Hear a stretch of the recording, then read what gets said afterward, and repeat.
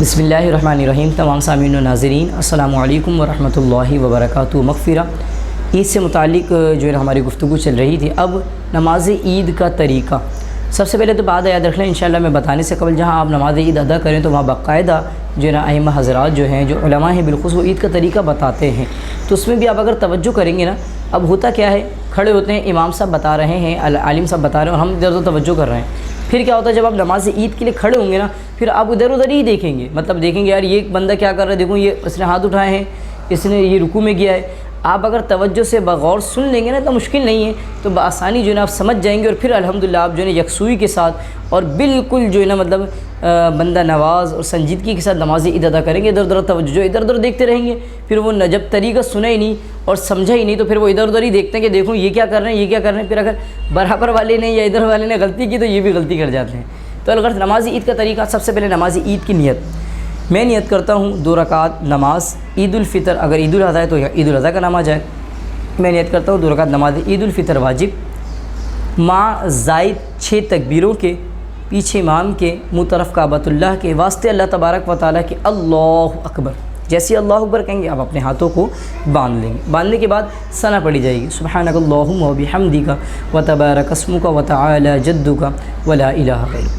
सना पढ़ने के बाद फिर दोबारा एक बार तकबीर कही जाएगी अल्लाहु अकबर। आपने दोनों हाथों को कानों से लगाना है, उसके बाद छोड़ देना। फिर दोबारा तकबीर कही जाएगी अल्लाहु अकबर, दोनों हाथों को कानों से लगाना है, छोड़ देना। फिर दोबारा तकबीर कही जाएगी अल्लाहु अकबर, दोनों हाथों कानों से लगाना है, उसके बाद फिर आपने हाथ बांध लेने। यानी कि पहली तकबीर के बाद, पहली रकात की पहली तकबीर के बाद आपने हाथ बांध लेने हैं। सना पढ़ने के बाद फिर 2 तकबीरें कही जाएंगी, उसमें आपने हाथ उठाकर छोड़ देने हैं। फिर तीसरी, और अगर शुरू से देखें तो चौथी तकबीर के अंदर अपने हाथों को फिर दोबारा उठाकर बांध लें। फिर इमाम साहब जो है ना तावुज़ तस्फियाँ पढ़ेंगे, औज़ु बिल्लाहि बिस्मिल्लाह, सूरह फातिहा सूरत मिलाई जाएगी, फिर रुकू सजदा वगैरह हो जाएगा। फिर दूसरी रकात के लिए आप खड़े होंगे, फिर उसके बाद जो है ना इमाम साहब डायरेक्ट सूरह फातिहा सूरत मिलाएंगे। उसके बाद जैसे ही सूरत ख़त्म होगी इमाम साहब अल्लाहु अकबर कहेंगे, आपने हाथों को कानों तक लगाना है, इस तरह की बिला उसकी जानिब होनी चाहिए, लटका देना है। फिर दोबारा अल्लाहु अकबर, फिर हाथों को उठाकर नीचे लटका दें। फिर तीसरी बार, चौथी बार जैसे ही कहेंगे अब हाथों को नहीं उठाना है, चौथी बार में आपने डायरेक्ट रुकू में चले जाए। इसको ऐसे समझिए कि जहाँ तकबीर के बाद कुछ पढ़ना है ना, वहाँ हाथ बांधे जाएंगे। जैसे पहली रकात के अंदर तकबीर करी, उसके बाद तकबीर के बाद पढ़ना था, इसलिए हमने 2 के अंदर हाथ छोड़े, तीसरी के बाद हाथ बांध लिए। तो जहाँ तकबीर के बाद पढ़ना है, क्योंकि अभी सूरह फातिहा सूरत बाकी है पहली रकात में, तो वहाँ हाथ बन जाएंगे।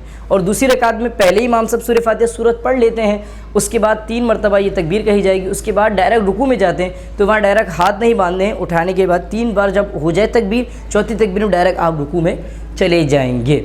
उसके बाद वही फिर रुकू होगा, फिर दोनों सजदे होंगे, फिर इंशाअल्लाह जलील तशहुद में बैठेंगे, फिर दीगर मामलात वगैरह किए जाएंगे, फिर उसके बाद खुतबा वगैरह होगा। याद रख लीजिए एक बात भी कि दोनों तकबीर, जो 3 तकबीरें हम कहते हैं ना, अल्लाह हाथ छोड़, इन दोनों तकबीर के दरमियान उलमा ने बड़ी खूबसूरत बात फरमाई कि 3 बार सुबहाना कहने की मिक़दार, इतनी जल्दी नहीं अल्लाहु अकबर अल्लाहु नहीं, थोड़ा सा 3 बार सुबहाना कहने की मिक़दार ठहराना, यानी कि चुप रहना चाहिए।